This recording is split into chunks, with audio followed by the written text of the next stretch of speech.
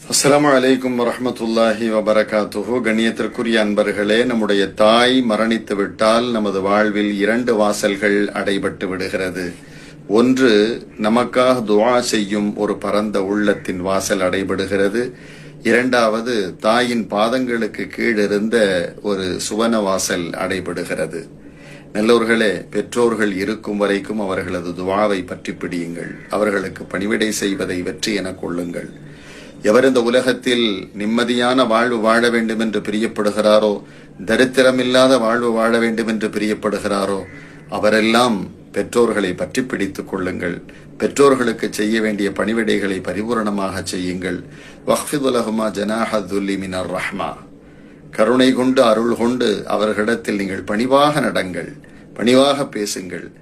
அவர்கள் நீங்கள் சிறு பிள்ளையாக இருந்த பொழுது உங்களுக்கு தேவையான யாவற்றையும் அவர்கள் தன்னலம் பாராமல் உழைத்து கொண்டு வந்து கொடுத்தார்கள்.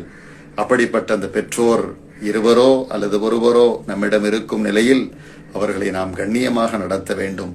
அவர்களுக்கு தேவையானதை செய்து கொடுக்க வேண்டும். ஒருபோதும் பெற்றோரிடத்திலே நாம் எரிச்சல் அடைந்து சடைவடைந்து பேசக்கூடாது. நல்லோர்களே, அவர்களது துஆ அதுதான் நம்மை உயர்த்தும்.